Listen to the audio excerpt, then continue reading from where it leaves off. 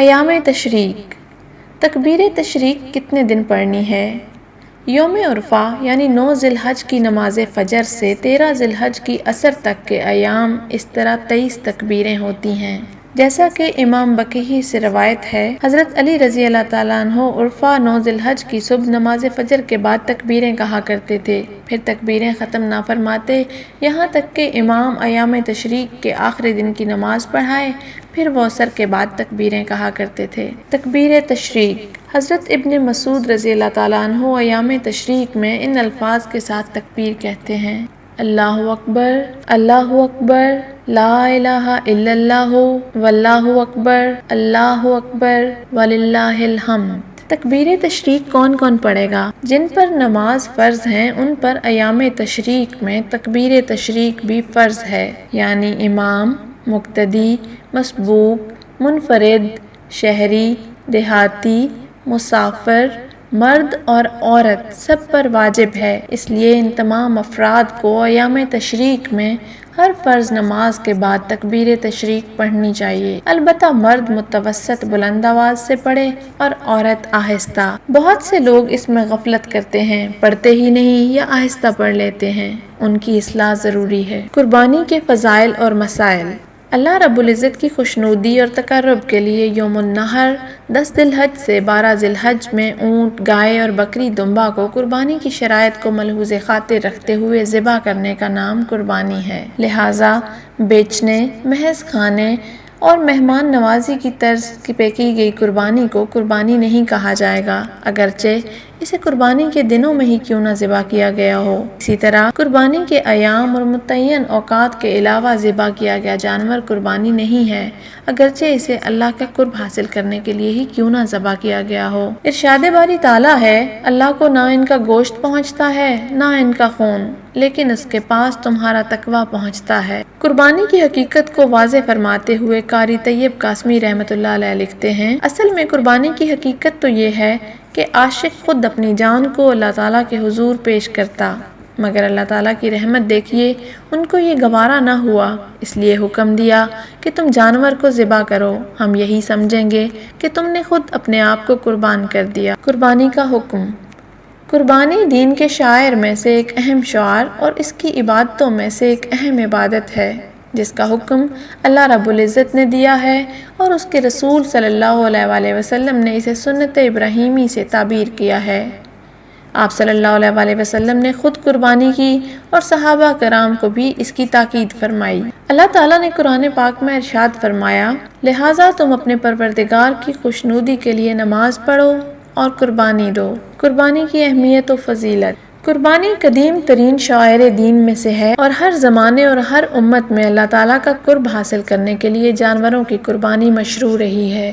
یہ ایک اہم عبادت ہے، اس کی مشروعیت، تاکید، اہمیت اور اس کے اسلامی شعار ہونے پر عصر حاضر کے بھی تمام مکاتب فکر متفق ہیں۔ قربانی کی فضیلت میں متعدد روایات موجود ہیں، جیسا کہ ایک روایت میں حضرت عائشہ رضی اللہ تعالیٰ عنہا فرماتی ہیں کہ رسول اللہ صلی اللہ علیہ وآلہ وسلم نے فرمایا: ابن آدم نے قربانی کے دن کوئی ایسا عمل نہیں کیا جو اللہ کے نزدیک خون بہانے یعنی قربانی کرنے سے زیادہ پسندیدہ ہو، اور قیامت کے دن وہ ذبح کیا ہوا جانور اپنے سینگوں، بالوں اور کھروں کے ساتھ آئے گا، اور قربانی کا خون زمین پر گرنے سے پہلے اللہ تعالیٰ کے ہاں قبول ہو جاتا ہے، لہٰذا تم اس کی وجہ سے قربانی کر کے اپنے دلوں کو خوش کرو۔ اسی طرح حضرت علی سے روایت ہے کہ رسول اللہ صلی اللہ علیہ وآلہ وسلم نے حضرت فاطمہ رضی اللہ تعالیٰ عنہا سے فرمایا: اے فاطمہ، اٹھو اور اپنی قربانی کے پاس ذبح کے وقت موجود رہو، اس لیے کہ اس کے خون کا پہلا قطرہ گرنے کے ساتھ ہی تمہارے تمام گناہ معاف ہو جائیں گے۔ یہ قربانی کا جانور قیامت کے دن اپنے گوشت اور خون کے ساتھ لایا جائے گا اور تمہارے ترازو میں 70 گنا زیادہ کر کے رکھا جائے گا۔ حضرت ابو سعید نے عرض کیا: اللہ کے رسول، یہ فضیلت خاندان نبوت کے ساتھ خاص ہے جو کسی بھی خیر کے ساتھ مخصوص ہونے کے حقدار ہیں یا تمام مسلمانوں کے لیے ہے؟ فرمایا: یہ فضیلت آل محمد کے لیے خصوصاً اور عموماً تمام تمام مسلمانوں کے لیے بھی ہے۔ حضور صلی اللہ علیہ وسلم کی قربانی کا دلربا منظر۔ حضور اکرم صلی اللہ علیہ وسلم نے خود قربانی کے قرآنی احکام پر عمل کیا اور اپنے دست مبارک سے جانور کی قربانی فرمائی، جیسا کہ حضرت عبداللہ بن عمر سے روایت ہے، رسول اللہ صلی اللہ علیہ وسلم عیدگاہ میں جانور کو ذبح اور نحر فرماتے تھے۔ آپ صلی اللہ علیہ وسلم کا معمول تھا کہ آپ صلی اللہ علیہ وسلم ہمیشہ قربانی کیا کرتے تھے، جیسا کہ حافظ ابن قیم رحمۃ اللہ علیہ لکھتے ہیں، حضور صلی اللہ علیہ وسلم نے کبھی قربانی ترک نہیں فرمائی۔ اس کی تائید حضرت ابن عمر کے اس بیان سے ہوتی ہے، آپ صلی اللہ علیہ وسلم نے مدینہ منورہ کے 10 سالہ قیام میں ہر سال قربانی فرمائی۔ یہ یاد رہے، آپ صلی اللہ علیہ وسلم کے گھر میں بوجہ قلت طعام کئی مہینے چولہا نہیں جلتا تھا۔ نیز حضور اکرم صلی اللہ علیہ وسلم کی نظر میں قربانی کی سہمیت کی حامل عبادت تھی۔ اس کا اندازہ اس سے بھی لگایا جا سکتا ہے کہ آپ صلی اللہ علیہ وسلم نے حضرت علی المرتضیٰ رضی اللہ تعالیٰ عنہ کو نصیحت فرمائی کہ وہ آپ صلی اللہ علیہ وسلم کی جانب سے قربانی کی پابندی رکھیں، جیسا کہ حضرت علی رضی اللہ تعالیٰ عنہ فرماتے ہیں، رسول اللہ صلی اللہ علیہ وسلم نے مجھے وصیت فرمائی کہ میں آپ صلی اللہ علیہ وسلم کے وصال کے بعد آپ صلی اللہ علیہ وسلم کی طرف سے قربانی کیا کروں، چنانچہ میں ایک قربانی آپ صلی اللہ علیہ وسلم کی طرف سے کرتا ہوں۔ حضور اکرم صلی اللہ علیہ وسلم نے حجۃ الوداع کے موقع پر 100 اونٹوں کی قربانی پیش فرمائی، جیسا کہ روایت میں آتا ہے کہ حج کے موقع پر آپ صلی اللہ علیہ وسلم کے لیے 100 اونٹ لائے گئے۔ آپ صلی اللہ علیہ وسلم نے اپنے دست مبارک سے 63 اونٹوں کی قربانی فرمائی اور بقیہ اونٹ حضرت علی رضی اللہ تعالیٰ عنہ نے نحر فرمائے۔ قربانی نہ کرنے والا حضور اکرم صلی اللہ علیہ وسلم کی نظر میں۔ قرآن کریم کی تعلیم اور آپ صلی اللہ علیہ وسلم کے معمول سے معلوم ہوتا ہے کہ صاحب استطاعت شخص کو ضرور قربانی کرنی چاہیے۔ جو شخص پورا سال مختلف کاموں پر اپنا مال لگانے میں کبھی پیچھے نہ رہے اور وہ قربانی کرنے سے کترائے، تو حضور صلی اللہ علیہ وسلم نے ایسے لوگوں سے کہا کہ وہ ہماری عیدگاہ سے دور رہیں، جیسا کہ حضرت ابو ہریرہ سے روایت ہے کہ نبی کریم صلی اللہ علیہ وسلم نے فرمایا، جس کے پاس گنجائش ہو اور اس کے باوجود وہ قربانی نہ کرے تو وہ ہماری عیدگاہ کے قریب بھی نہ آئے۔ قربانی کس پر واجب ہے؟ کسی شخص پر قربانی اس وقت واجب ہوتی ہے جب اس میں 6 شرائط پائی جائیں۔ اگر ان میں سے کوئی ایک شرط بھی نہ پائی جائے تو قربانی کا واجب ہونا ساقط ہو جاتا ہے اور قربانی واجب نہیں رہتی۔ نمبر 1، عاقل ہونا۔ کسی پاگل، مجنون وغیرہ پر قربانی واجب نہیں۔ نمبر 2، بالغ ہونا۔ نابالغ پر قربانی نہیں، خواہ وہ مالدار ہی ہو، اور اگر ایام قربانی میں بالغ ہوا اور مالدار ہے تو اس پر قربانی واجب ہے۔ نمبر 3، آزاد ہونا۔ غلام پر قربانی نہیں۔ نمبر 4، مقیم ہونا، یعنی مسافر پر بھی قربانی واجب نہیں۔ ہاں، اگر مسافر مالدار ہے اور قربانی کرتا ہے تو اس کو قربانی کرنے کا ثواب ضرور ملے گا۔ نمبر 5، مسلمان ہونا۔ غیر مسلم پر خواہ وہ کسی مذہب کا ہو قربانی واجب نہیں۔ ہاں، اگر کوئی غیر مسلم ایام قربانی میں مسلمان ہو گیا اور وہ صاحب نصاب ہے تو اس پر بھی قربانی واجب ہے۔ نمبر 6، صاحب نصاب ہونا، لہذا فقیر پر قربانی واجب نہیں۔ صاحب نصاب کون ہوتا ہے؟ جس شخص کی ملکیت میں قربانی کے 3 ایام یعنی 10، 11، 12 ذی الحج میں 12 ذی الحج کی شام غروب آفتاب سے ذرا پہلے تک 7.5 تولہ سونا یا 52.5 تولہ چاندی یا نقدی یا مال تجارت یا ضرورت سے زائد سامان یا ان 5 میں سے کوئی ایک یا ان 5 کا مجموعہ یا ان میں سے بعض کا مجموعہ، مثلا چاندی اور نقدی یا نقدی اور ضرورت سے زیادہ سامان وغیرہ 52.5 تولہ چاندی کی قیمت کے برابر موجود ہو تو اس پر قربانی واجب ہے۔ قربانی کے دن کتنے ہیں؟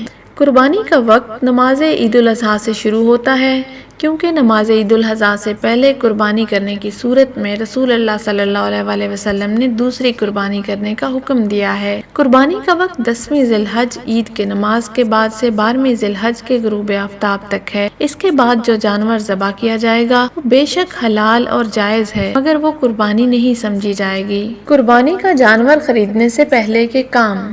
نمبر 1، درستگی نیت۔ قربانی کے صحیح ہونے کے لیے قربانی کا ثواب کی نیت سے جانور خریدنا چاہیے، خاص طور پر ذبح کرتے وقت اس نیت کا خیال رکھنا ضروری ہے، ورنہ قربانی صحیح نہیں ہوگی۔ نمبر 2، حلال مال کا استعمال۔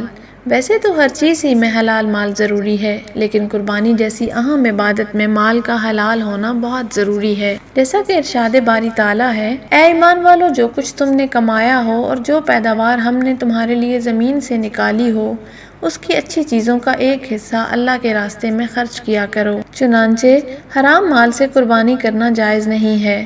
اب اگر کسی کے پاس صرف اور صرف بینک انشورنس، سود، جوا، چوری وغیرہ کی آمدنی ہے، اس کے علاوہ حلال آمدنی نہیں ہے، یا حلال اور حرام آمدنی ملی جلی ہے جن میں اکثر حرام آمدنی ہے، تو ایسے حضرات مذکورہ آمدنی سے نہ اپنے لیے جانور خریدیں، نہ اجتماعی اور مشترکہ قربانی میں حصہ لیں، اور نہ ہی حلال آدمی والے حضرات مذکورہ آمدنی والوں کو اپنے ساتھ شریک کریں، کیونکہ ایسا کرنے کی صورت میں کسی کی قربانی بھی نہیں ہوگی۔ ایسے حضرات کہیں سے حلال آمدنی کا بندوبست کریں، پھر اس رقم سے جانور خریدیں یا حصہ لیں۔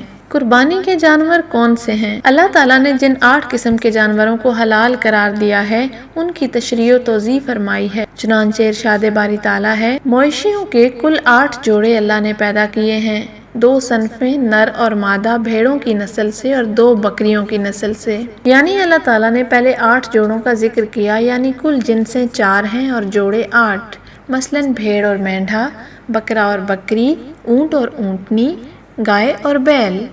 قربانی کا جانور کیسے خریدیں؟ چونکہ قربانی اللہ کا قرب حاصل کرنے کے لیے کی جاتی ہے، لہٰذا قربانی کا جانور خریدتے وقت درج ذیل باتوں کا خیال رکھنا ضروری ہے۔ نمبر 1، جمعہ کی اذان کے وقت خریدنا۔ جمعہ کی پہلی اذان کے وقت سے خرید و فروخت کرنا مکروہ تحریمی ہو جاتا ہے، لہٰذا اگر جمعہ کے دن خریدنے جا رہے ہیں تو اس کا خیال رکھیں۔ نمبر 2، کسی کا سودا خراب کرنے کی ممانعت۔ کسی خریدار اور بیچنے والے کے درمیان بات چل رہی ہو اور بیچنے والا ایک قیمت پر رضامند نظر آ رہا ہو اور آپ کو بھی وہ جانور پسند آ گیا ہو، تو آپ کا اپنے دام لگا کر اس کا سودا خراب کرنا مکروہ ہے۔ نمبر 3، چوری کا جانور نہ خریدا جائے۔ جس جانور کے متعلق قرائن سے معلوم ہو جائے کہ یہ چوری کا ہے یا چھینا ہوا ہے، تو اس کو خریدنا شرعاً ناجائز ہے۔ حدیث میں ہے کہ جس نے جانتے ہوئے چوری شدہ مال خریدا، وہ بھی چور کے ساتھ اس کے گناہ اور جرم میں شریک ہو گیا۔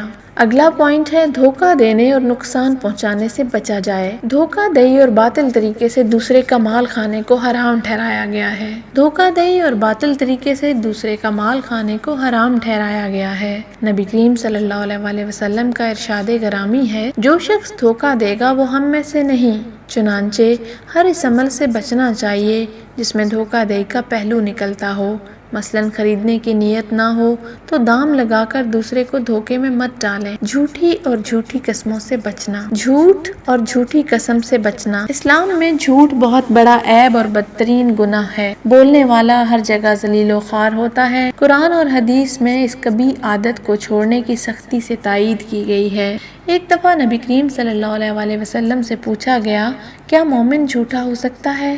آپ صلی اللہ علیہ وسلم نے فرمایا، نہیں۔ اسی طرح جان بوجھ کر جھوٹی قسم کھانا گناہ کبیرہ ہے۔ جھوٹی قسم انسان کو گناہ اور وبال میں غرق کر دینے والی ہے، اسی لیے اس قسم کو یمین غموس کہا گیا ہے۔ احادیث میں اس کی شدید مذمت وارد ہوئی ہے اور نبی کریم صلی اللہ علیہ وسلم نے فرمایا، کبیرہ گناہ یہ ہے کہ اللہ کے ساتھ شریک ٹھہرایا جائے، والدین کی نافرمانی کی جائے، ناحق کسی جان کو قتل کیا جائے اور جھوٹی قسم کھائی جائے۔ ان آیات اور احادیث سے جھوٹ اور جھوٹی قسم کی برائی اور شناعت واضح ہے، لہٰذا قربانی کا جانور خریدتے وقت ایسی کسی بھی حرکت سے اجتناب کرنا چاہیے۔